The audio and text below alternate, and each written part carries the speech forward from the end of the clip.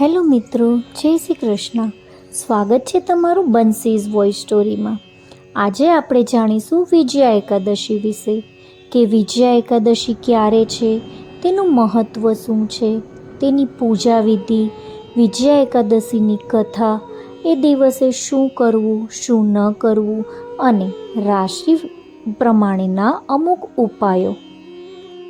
મહા મહિનાની પ્રથમ એકાદશી, જે કૃષ્ણ પક્ષની એકાદશી છે, તેને લઈ અને લોકોમાં તારીખોની ગૂંચવણ છે.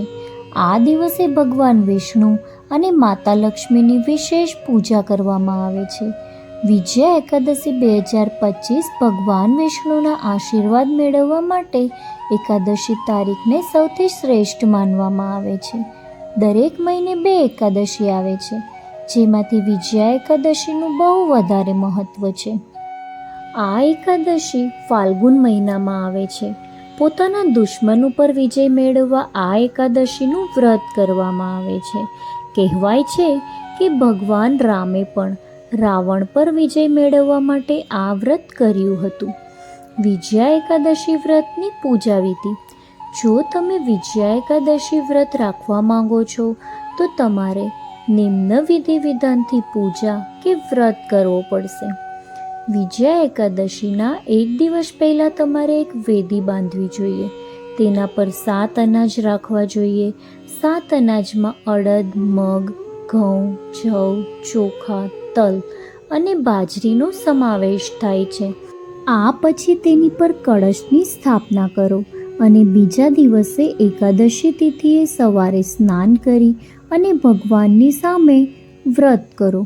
હવે કળશમાં પીપળ, સાયકેમોર, અશોક, કેરી અને વટ મૂકો. પછી ભગવાન વિષ્ણુની મૂર્તિ સ્થાપિત કરો. ભગવાનની સામે ધૂપ, દીવો પ્રગટાવો અને તેમને ચંદન, ફળ, ફૂલ અને તુલસી અર્પિત કરો.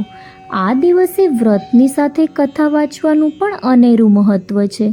ભગવાન વિષ્ણુનું ધ્યાન કરો અને રાત્રે ભજન, કીર્તન અને જાગરણ કરો. પછી બ્રાહ્મણોને ભોજન કરાવો અને દાન કરો. આ પછી તમે કોઈ શુભ સમયે વ્રત તોડી શકો છો. હવે આપણે જાણીશું વિજયા એકાદશી વ્રતની કથા. વિજયા એકાદશી 2025 વ્રતની જૂની કથાનો સંબંધ ભગવાન રામ સાથે છે. એકવાર દ્વાપર યુગમાં પાંડવો ને ફાલ્ગુન એકાદશીના મહત્વ વિશે પૂછ્યું. આ પ્રશ્ન ઉપર શ્રી કૃષ્ણએ કહ્યું કે પાંડવ સૌથી પહેલાં બ્રહ્માજી પાસેથી નારદ મુનિને ફાલ્ગુન કૃષ્ણ એકાદશી વ્રતની કથા કે મહત્વ વિશે જાણ્યું હતું. એના પછી તમે આનું મહત્વ જાણી શકો છો. ત્રેતાયુગની વાત છે, જ્યારે ભગવાન રામને રાવણની કેદથી માતા સીતાને છોડીને લંકાની અને પોતાની વિશાળ વાનર સેનાની સાથે પ્રસ્થાન કર્યું. એ સમયે લંકા અને શ્રીરામની વચ્ચે એક વિશાળ સાગર ઊભા થયા હતા.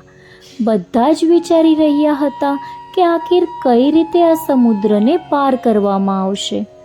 આ સાગરને પાર કરવાના ઉપાય માટે લક્ષ્મણજીએ કહ્યું કે અહીંયાથી અડધા યોજનાથી દૂરી પર મુનિવર નિવાસ કરે છે. તેની પાસે આ સમસ્યાનો ઉપાય જરૂર રહેશે. આટલું સાંભળીને ભગવાન રામ મુનિવર પાસે જાય છે અને એને પ્રણામ કરી પોતાની સમસ્યા જણાવી.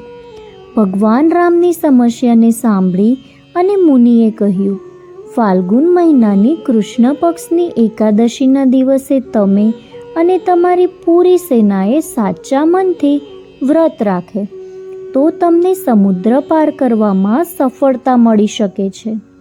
આ વ્રતને કરવાથી વ્યક્તિને પોતાના દુશ્મનો ઉપર વિજય મળે છે.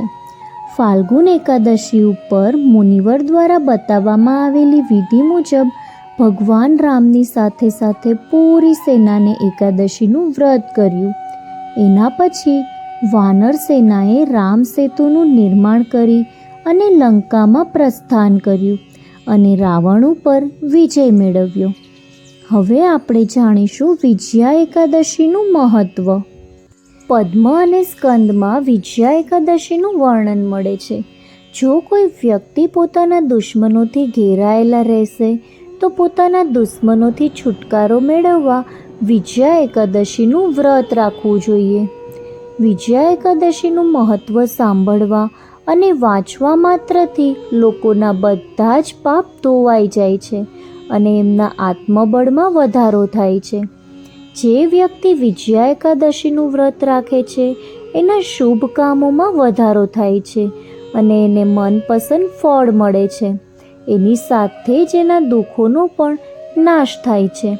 આ શુભ દિવસ ઉપર વ્રત કરવાથી ભગવાન વિષ્ણુ પ્રસન્ન થાય છે. હવે આપણે જાણીશું કે વિજયા એકાદશી ઉપર શું કરવું જોઈએ.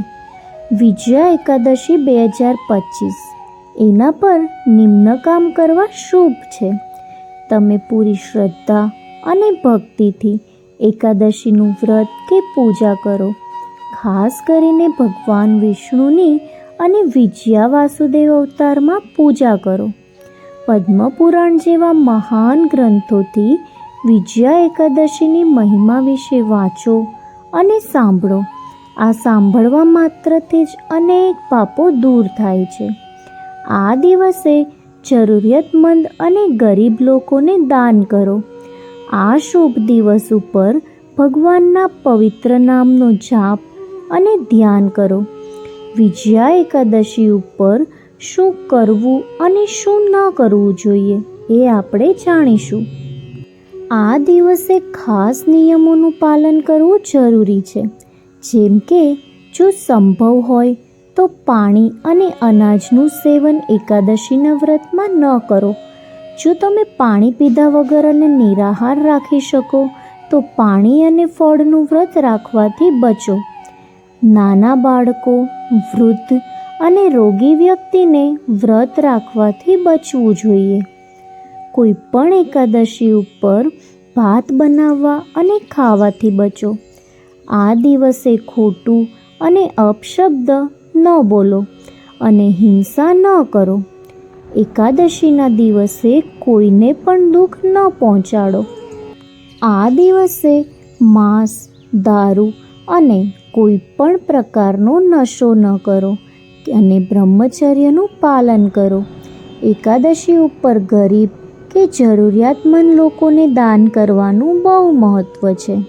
હવે આપણે જાણીશું કે એકાદશી વ્રતમાં શું ખાવું જોઈએ. વિજયા એકાદશીનું વ્રત 24 કલાક માટે હોય છે અને આ વ્રતનું પારણ દ્વાદશ તારીખ પર કરવામાં આવે છે. એકાદશી તારીખ ઉપર સાંજના સમયે ફળ અને નાળિયેર, બટેકા, સાબુદાણા અને દૂધથી બનેલી વસ્તુઓ ખાઈ શકો છો. સાંજના સમયે મીઠાનું સેવન કરવાથી બચો. તમે એકાદશીના વ્રતમાં બદામ અને કાળી મિર્ચનો પ્રયોગ કરી શકો છો. હવે આપણે જાણીશું વિજયા એકાદશી વ્રતનો નિયમ. એકાદશીનો સૌથી મહત્વપૂર્ણ નિયમ છે કે આ દિવસે ભાતનું સેવન ન કરવું જોઈએ. જો તમે વ્રત નહીં પણ રાખો તો પણ ભાતનું સેવન કરવાથી બચો. એકાદશીના દિવસે ભાતનું સેવન કરવાથી પાપ લાગે છે. આ શુભ દિવસે પીપળના ઝાડને નુકસાન ન પહોંચાડવું જોઈએ.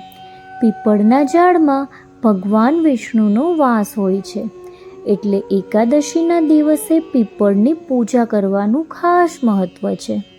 એકાદશી ઉપર દાન કરવાનું પણ મહત્ત્વ છે અને આ દિવસે ભગવાન વિષ્ણુની પૂજા કર્યા પછી જરૂરિયાતમંદ અને બ્રાહ્મણને દાન કરવા ઉપર જ આ વ્રતને પૂર્ણ માનવામાં આવે છે.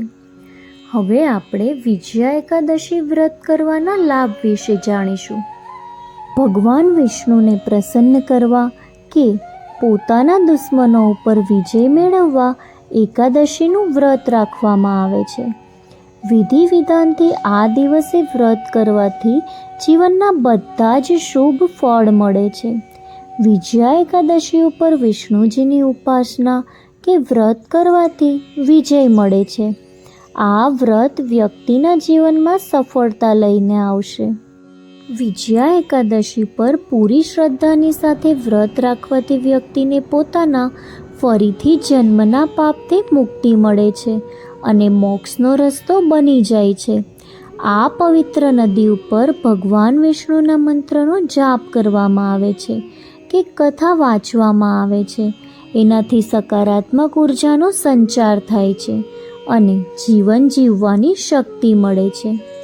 વિજયા એકાદશીનું વ્રત રાખવાથી માનસિક શાંતિ મળે છે અને અધ્યાત્મમાં ઉન્નતિ મળે છે.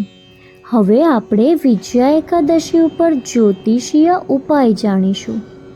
જો તમે તમારા ઘરમાં સુખ, શાંતિ અને સમૃદ્ધિ ઈચ્છતા હોય તો વિજયા એકાદશીના દિવસે સવારે સ્નાન કરી અને પીપળના ઝાડને જળ ચડાવો અને પ્રાર્થના કરો.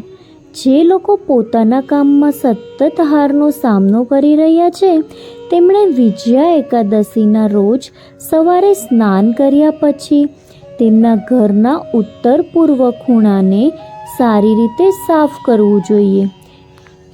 ત્યાં જવના દાણા ફેલાવી દેવા જોઈએ અને તેની પર પાણીથી ભરેલું માટીનું વાસણ રાખવું જોઈએ અને તેમાં થોડું પાણી રેડવું જોઈએ. હવે કળશને ઢાંકી અને તેના પર ભગવાન વિષ્ણુની મૂર્તિ સ્થાપિત કરો અને વિધિ પ્રમાણે પૂજા કરો. પૂજા પૂરી થયા પછી કળશની સાથે મૂર્તિને મંદિરમાં દાન કરો. પૂજા સામગ્રીને વહેતા પાણીમાં તરતા મૂકો. તમે તેને પીપળના ઝાડ પાસે પણ રાખી શકો છો. આ ઉપાયને અનુસરવાથી તમને તમારા કાર્યમાં સફળતા મળશે. જે લોકોનો ધંધો સારો નથી ચાલતો એ આ દિવસે 5 સફેદ ગાયનો ફોટો અથવા તો સફેદ ગાયની મૂર્તિ લઈ અને તેમની પૂજા કરો અને તેમને ભગવાનની સામે રાખી અને પછી પીળા કપડામાં બાંધી તમારી તિજોરીમાં રાખો. જો તમે કોઈ બાબતમાં મૂંઝવણ અનુભવતા હોય તો વિજયા એકાદશીનું વ્રત રાખો.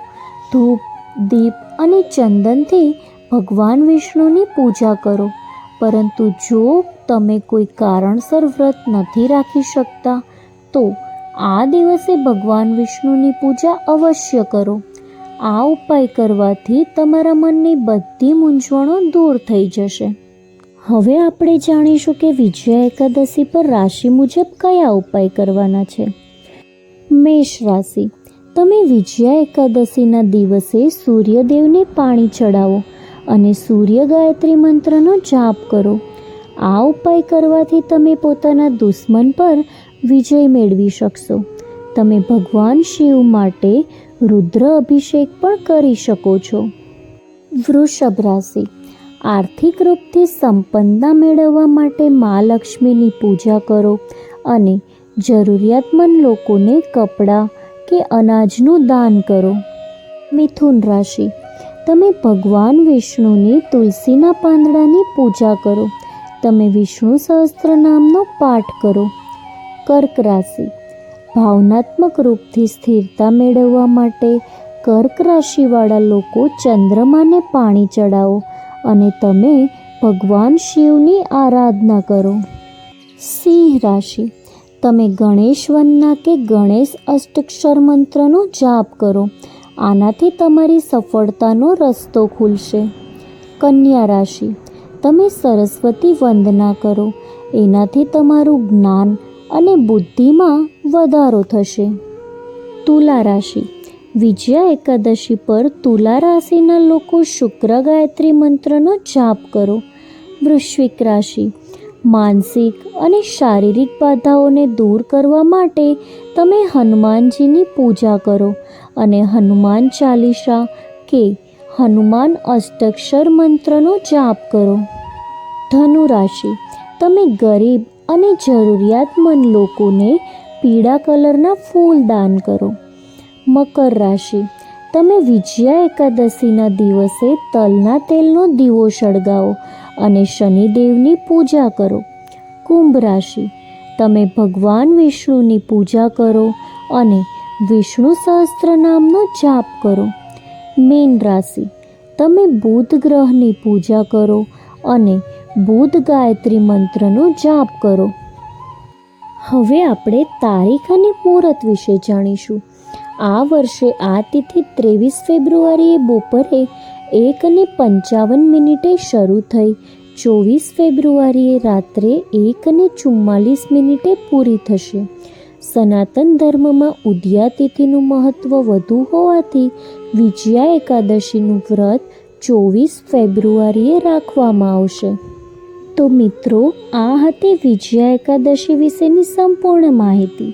જો તમને મારા આવા વિડીયોઝ ગમતા હોય તો લાઈક અને શેર કરી દેજો. અને જો આવા જ વિડીયોના નોટિફિકેશન મેળવવા માંગતા હોય તો મારી ચેનલને સબસ્ક્રાઈબ પણ કરી લેજો. Thank you for watching.